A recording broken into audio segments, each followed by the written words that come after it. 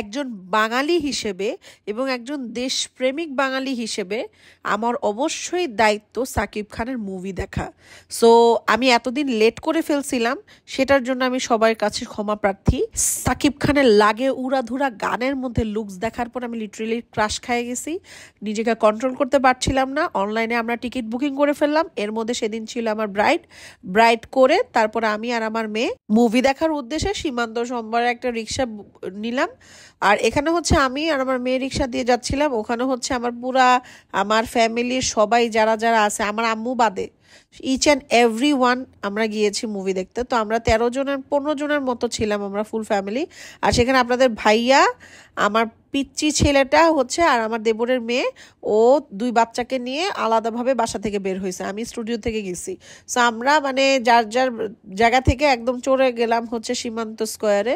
আচ্ছা, আমি ভিডিওর মধ্যে বলে দিই, আমি এই ভিডিওর মানে ভয়েস ওভার শুনে সবাই বলবেন সীমান্ত স্কোয়ার বলছেন কেন, এটা হচ্ছে সীমান্ত সম্ভার। আমি এই দুইটার মধ্যে আবার একটু মানে আমার মিস্টেক করে ফেলি। সো সম্ভার না স্কোয়ার, যেটাই হোক, সীমান্ত হইলেই হয়েছে। সো সেখানে আমি চলে গেলাম অ্যান্ড আমরা জাস্ট লিটারেলি সবাই এক্সাইটেড ছিলাম যে শাকিব খানের ছবি দেখতে চাইতেছি। তো আমি গিয়ে দেখলাম যে আমার বাসার মানুষ আগে থেকেই হচ্ছে বসে আছে, আর এখানে দেখেন একদম লাইন ধরে আছে। তো আমি বললাম যে ভাই আমরা কেন লাইন ধরে যাব, কেমন জানি উইয়ার্ড লাগে। সো আমরা এখানে বসেছিলাম। তো লাইনটা শেষ হওয়ার পরে আমরা রওনা দিলাম যে না, আমাদের এখন গিয়ে পপকর্ন নেওয়া উচিত। সো আমরা সবাই ঢুকে গেলাম। আর দেখেন আমার ফুল ফ্যামিলি, আমার মার বাসার ফ্যামিলি সবাই আমরা মানে মুভি দেখতে গেলাম। আর আমরা প্রিয়তমা যখন দেখতে গিয়েছিলাম আমরা ফুল ফ্যামিলি দেখতে গিয়েছি। সো সাকিব খানের মুভি কখনোই ভুলগার হয় না, অনেক ভালো হয়, সামাজিক একটা মুভি হয়। সো বাচ্চা কাচ্চা ফ্যামিলি নিয়ে যাওয়ার মতো একটা মুভি। তো আমার মতো শুধু আমি কিন্তু এত বড় গ্রুপ নিয়ে যাই নাই, ফ্যামিলি গ্রুপ। সো ওখানে আমার অনেক ফ্যান ফলোয়ার্সরাও গিয়েছে যারা হচ্ছে পুরো গ্রুপ নিয়ে গিয়েছে। অ্যান্ড ফ্যামিলির সাথে আসলে মুভি দেখার মজাই আলাদা। আর সাকিব খানের মুভি এত সুন্দর সামাজিক মুভি আসলে আমি মনে করি যে ফ্যামিলির সাথে দেখাই ভালো। বিকজ অফ আমাদের প্যারেন্টসরা, আমাদের ঘরের মানুষরা, আমাদের মুরব্বীরা কিন্তু নিজের জীবনে এতটা এনজয় করতে চায় না, যেটা হচ্ছে বাচ্চারা সন্তানদের সাথে থাকলে তারা যতটা এনজয় করতে পারে। তো যে চেষ্টা করবেন বাসার মুরব্বীকে নিয়ে, বাচ্চাদেরকে নিয়ে অবশ্যই একবার হলেও এরকম মুভি দেখা বা বাইরে আউটিংয়ে যাওয়া অবশ্যই চেষ্টা করবেন। তো আমার শ্বশুর আসে না বিকজ অফ তার পায়ে ব্যথা, এটার জন্য। আপনারা বলবেন যে আপনার মা শ্বশুর কেন আসলো না। আমার আম্মু আসে না, আম্মু এভাবেও কোথাও যায় না, আর মুভি দেখতে তো জীবনেও বের হবে না আম্মু। সো আমরা চলে গেলাম। আর লিটারেলি আপনাদেরকে বলি, যতবার সাকিব খানের সিন আসতেছিল মানে সবাই চিৎকারের উপর চিৎকার দিতেছিল, আর আমি সবচেয়ে বেশি চিৎকার দিচ্ছি, বেশি লাফালাফি নাচানাচি করছি। সো ওভারঅল মুভিটা বেস্ট ছিল, বেস্ট। মানে এরকম ব্লকবাস্টার মুভি আর এত সুন্দর একটা স্টোরি হবে এটা আমি কখনো স্বপ্নেও চিন্তা করিনি, যেটা আমাদের বাংলাদেশের মুভি হইতে পারে। তো এটার জন্য আমি জাস্ট আপনাদেরকে ছোট্ট একটা রিভিউ আমি শেয়ার করবো, আমার ভিডিও লাস্টে দেখতে পারবেন।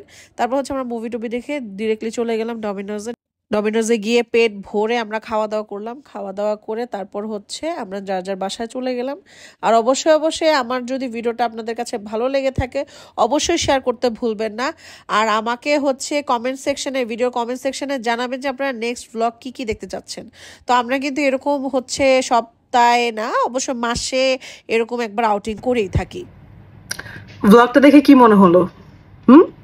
অনেক এনজয় করেছি, মুভিটা দেখতে গেলাম, অনেক কিছু শুনেছি। আর লেট করে দেখতে যাওয়ার রিজন হচ্ছে যে ভাই ফেসবুকে দেখলাম যে টিকিট পাওয়া যায় না, সামথিং অনেক কিছু, আর ব্যস্ততা, ঈদ, সবকিছু মিলে আসলে একটু লেট করেই যাওয়া হয়েছে তুফান মুভি দেখার জন্য। এর আগে কিছু মানুষ আছে যারা হচ্ছে ফেসবুকে প্লাস হচ্ছে যে ডিরেক্টলি বলতেছে যে কেজিএফ তারপরে অ্যানিমাল মুভির নকল, একদম হুবহু নকল করছে এরকম সামথিং। মানে এগুলা হয়েছে কি জানেন, একদম টোটালি লেম কথাবার্তা।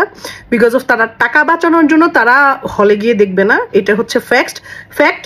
আর হচ্ছে সেকেন্ড কথা হচ্ছে যে ভাই ট্রাস্ট মি, তুফান মুভির মধ্যে যে স্টোরিটা আছে টোটালি কোনো কিছুর সাথেই মিল নাই। হ্যাঁ, হুবহু কোনোটার মধ্যেই মিল নেই ভাই, মুভি আমরাও দেখি। হ্যাঁ, আর হচ্ছে যে একটা লুকস যদি কোনো মুভির মানে কপি হয়ে যায়, এটা আপনারা ভাবতেছেন যে কপি হয়ে গেছে, লুকস বা হচ্ছে যে ক্যাটাগরি, একটা 90s এর একটা স্টোরি নিয়ে, 90s, হ্যাঁ 90s একটা স্টোরি নিয়ে হচ্ছে ফিল্মটা মেকিং করা হয়েছে। সো ওই আমলের, তো দ্যাটস ওয়াই হচ্ছে একটু ভিন্টেজ টাইপের একটা ইয়ে দেওয়া হয়েছে সবকিছু মিলায়ে।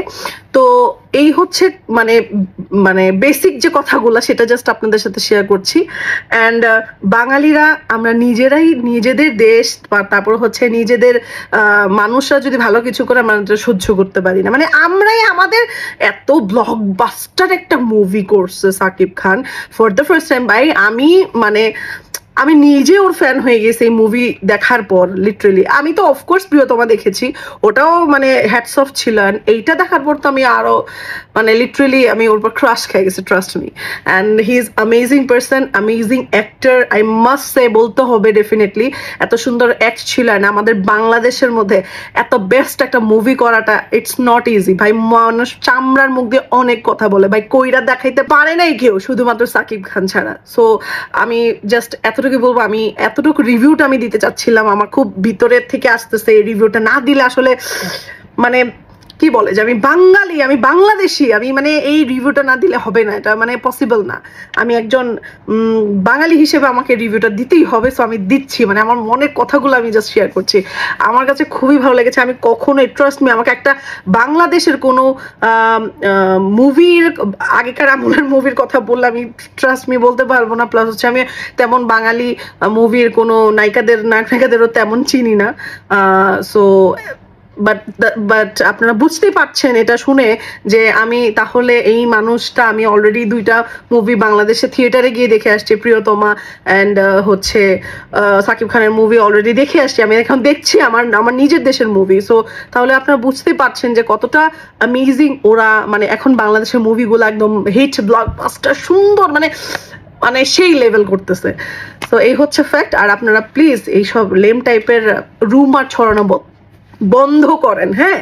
আর একটা কথা, আপনারা বাংলাদেশের মুভিটাকে বলেন যে হিন্দি সিনেমার নকল যদি বলেন, তাহলে হিন্দি সিনেমাগুলো দেখে ইংলিশ সিনেমার নকলগুলো একটু দয়া করে বের করবেন। আর ইন্ডিয়ানরাও হচ্ছে ওদের যে মুভির সিনেমা, মানে এই হলিউডের মুভিগুলো নকল করে, সেগুলো তারাই তাদেরটা বের করে প্রেজেন্ট করে, ঠিক আছে। আপনারা যদি ইনস্টাগ্রাম ঘাটেন তাহলে আপনারা দেখতে পারবেন যে ওরা ওদের কথাই বলে যে হ্যাঁ, বলিউডরা হলিউডকে মানে ঘুরায় পেঁচায় হচ্ছে একটু মডিফাই করে তারপরে কপি করে মানে মুভি করে। সো আমাদের বাংলাদেশের মধ্যে বাঙালিদেরই উপরে পড়ে এটা যে আমরা কপি করি, হ্যাঁ।